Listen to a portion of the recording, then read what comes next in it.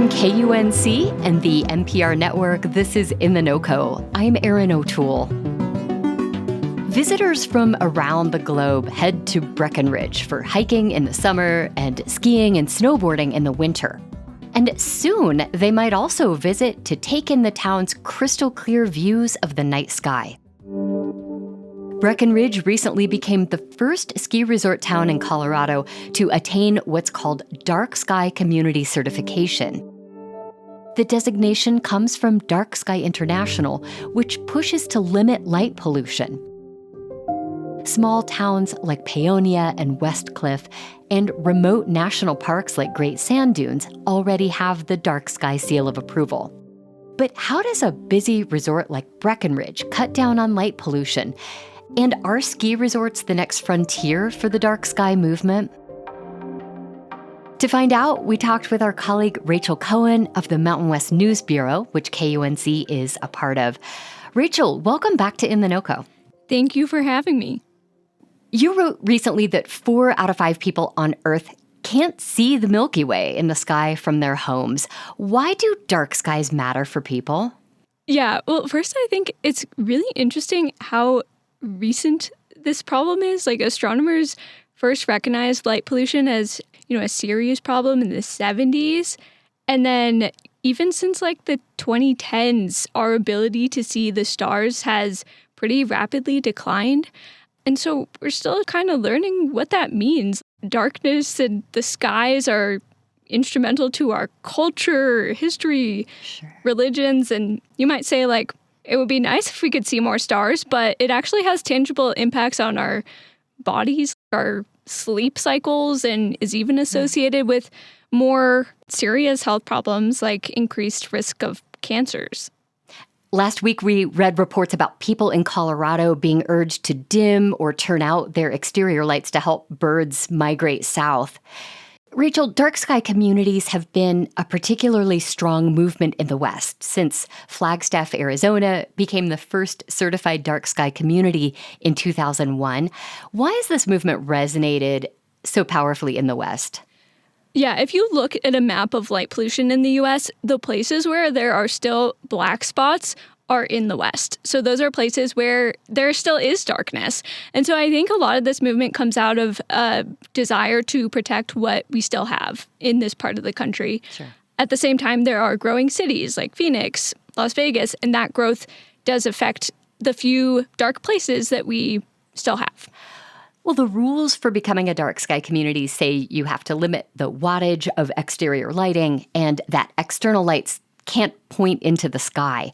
How rigorous are the standards for becoming a dark sky community?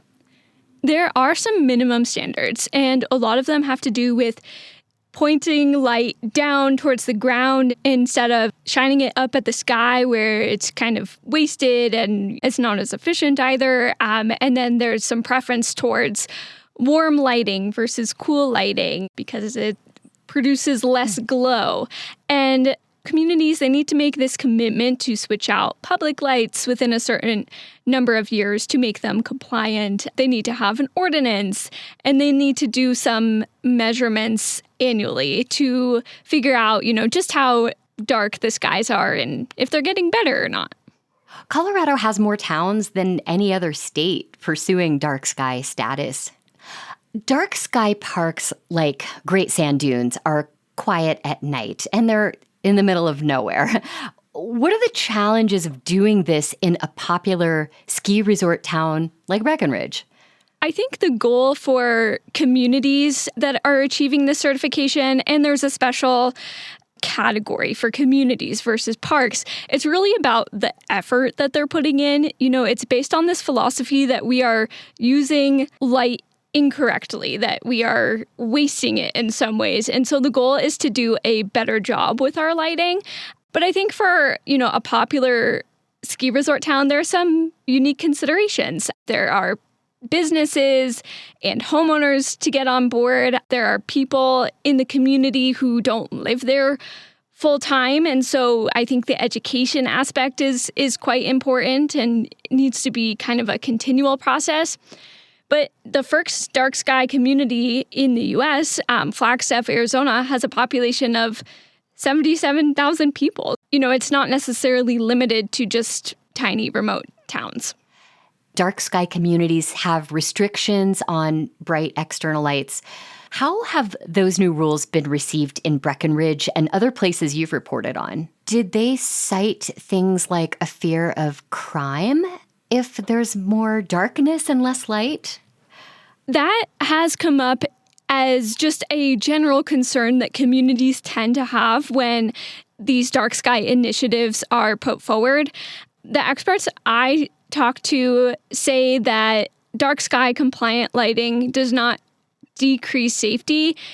They think it actually increases safety because the lights are shining down on the places where people actually are. So it illuminates the spaces under the lights even more to some degree. Okay. What do advocates say about whether this dark sky community designation will draw tourists to Breckenridge, which already gets plenty of visitors? Yeah, people come to Breckenridge to enjoy lots of things that they can do during the day, like ski, bike, hike. And I think this is just, one more activity to add to that mix.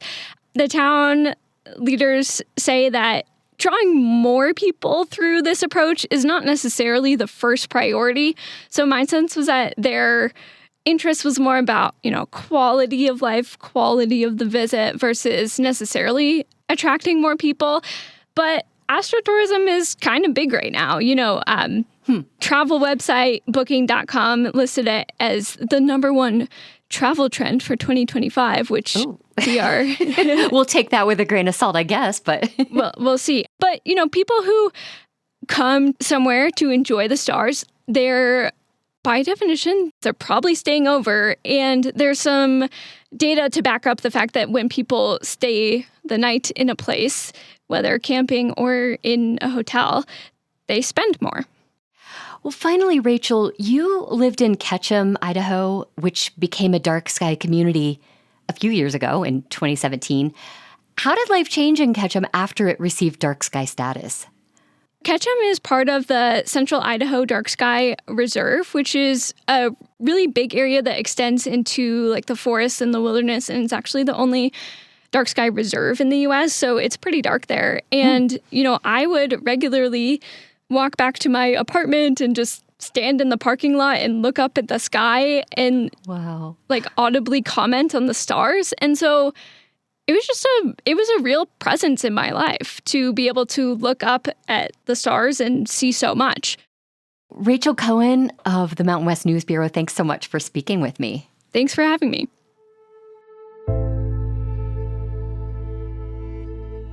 If you want to hear more about dark sky communities like Breckenridge, Rachel recently did an excellent radio story about them. Find a link to that in our show notes and at KUNC.org. That's it today for In The NoCo. I'm Erin O'Toole. Thanks so much for listening.